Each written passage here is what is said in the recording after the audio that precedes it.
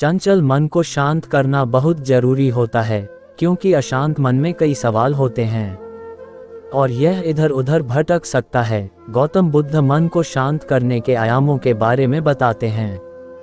हम सभी जानते हैं कि व्यक्ति का मन बहुत चंचल होता है। यही कारण है कि मन अशांत रहता है और कई तरह के सवालों का जन्म भी अशांत मन के कारण ही होता है। यदि आप जीवन में शांति चाहते हैं तो इसके लिए जरूरी है मन को शांत करना। लेकिन मन को शांत कैसे किया जाए? गौतम बुद्ध से जुड़ी इस कहानी के माध्यम से आप जान सकते हैं कि मन को शांत करने का क्या तरीका है। इसमें भगवान गौतम बुद्ध द्वारा मन को शांत करने के आयामों के बारे में बताया गया है। जानते हैं इस कहानी के बारे में, जिससे आपका जीवन बदल जाएगा। एक बार एक लड़का गौतम बुद्ध के पास जाकर कहता है, मेरे जीवन में बहुत अशांति है, कृपा करके आप मेरा मार्गदर्शन कीजिए जिससे कि मैं इस अशांति से छुटकारा पा सकूं। गौतम बुद्ध लड़के से जीवन की अशांति का कारण पूछते हैं। लड़का उत्तर देता है, अत्यधिक विचारों के कारण मेरे भीतर बहुत सारे विचार आते हैं जिससे मेरा मन अशांत रहता है। बुद्ध मुस्कुराते हुए कहते हैं, ऊपर आकाश की ओर देखो और बताओ कि तुम्हें सूर्य दिख रहा है। लड़का ऊपर देखता है और कहता है, धूप दिख रहा है। बुद्ध उससे पूछते हैं कि अगर तुम लगातार धूप में खड़े रहोगे तब क्या होगा? वह कहता है, मुझे अत्यधिक गर्मी लगेगी और शरीर में बेचैनी होगी। बुद्ध लड़के से कहते हैं कि अगर धूप में खड़े रहने से तुम्हें गर्मी लगती है तो इसमें दोष किसका है, सूर्य के ताप का या तुम्हारा? लड़का कुछ सोचने के बाद कहता है, इसका जवाब आप भी बताएं।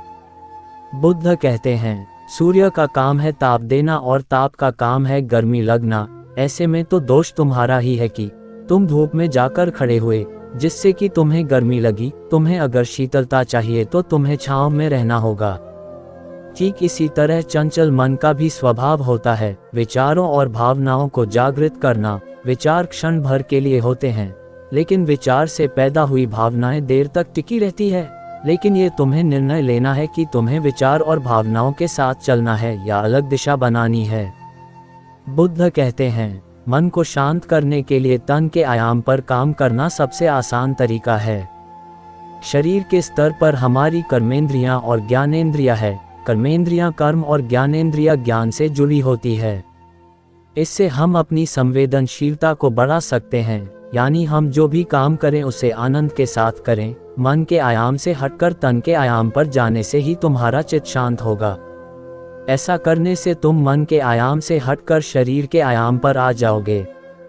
ठीक उसी तरह जैसे तुम धूप से हटकर छांव में आ सकते थे। मन के आयाम से हटने पर तुम्हारी जागरूकता तन पर आ जाएगी। जब तुम तन के आयाम पर काम करोगे तब तुम्हारा चित्त शांत होगा। इसलिए हर काम को तन के आयाम पर करने से मन स्वतः शांत हो जाता है। लड़का बुद्ध से कहता है, अपने भीतर के सुर को कैसे सुने? बुद्ध कहते हैं, किसी शांत स्थान पर रहकर जहां शांति हो तब अपनी आंखें बंद करो और मन के भीतर चल रहे शोर से हटकर भीतर के सुर को सुनने की कोशिश करो। सुर निरंतर चलता रहता है, लेकिन बाहर के शोर के कारण तुम अपने मन के भीतर चल रहे सुर को नहीं सुन पाते हो। जब तुम अपने दोनों कानों को अपने हाथों से बंद कर दोगे तभी मन के सुर को सुन पाओगे। इस तरह तुम मन की अशांति से दूर हो जाओगे और तुम्हारा मन शांत हो जाएगा। तो दोस्तों, ये कहानी आपको कैसी लगी कमेंट्स बॉक्स में जरूर बताना।